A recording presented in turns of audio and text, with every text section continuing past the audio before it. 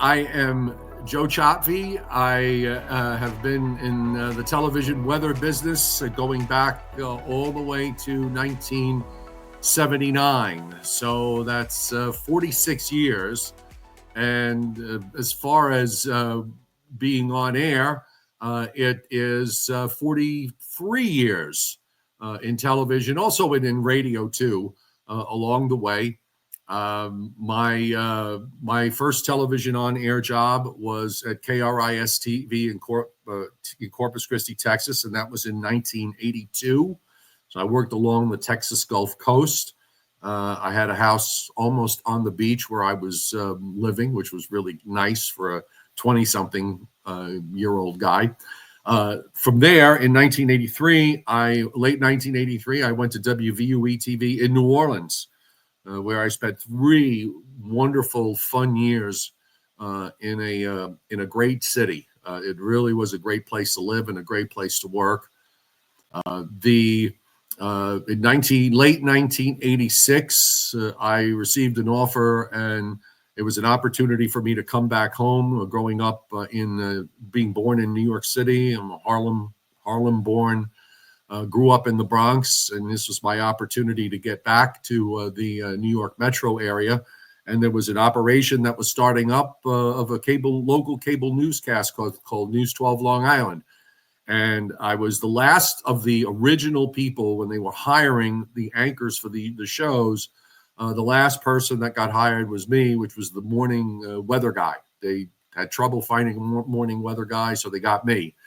And I spent the next 10 years, and it was a really exciting time because of the fact that this was something brand new. This was a whole new thing. First time in the United States that this was being done, and it even culminated in a picture in TV Guide magazine, if you're old enough to remember TV Guide, when News 12 really took off as an idea of having a super local type newscast geared to areas that weren't being necessarily served by the main the main television markets that they were surrounded in. And I was there until 1996, and then in December of 1996, I went to WPIX TV in New York, where I spent the next 11 plus years. Doing weekends and filling in on weekdays, and as well as doing the morning show when that started up there in 2003. While I was at PIX, I was also doing a lot of radio. At one point, I had 8 different radio stations that I was on, including a New Jersey 101.5 radio, where I got to work with my weather hero, Alan Casper, and he and I have been good friends going back to the late 1970s, because that was my first job really as an intern, was at WCBS TV in New York.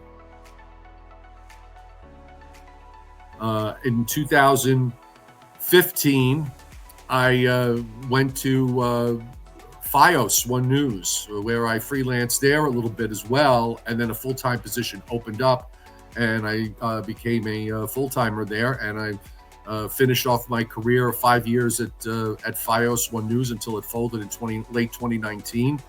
And I was the primetime weather guy there.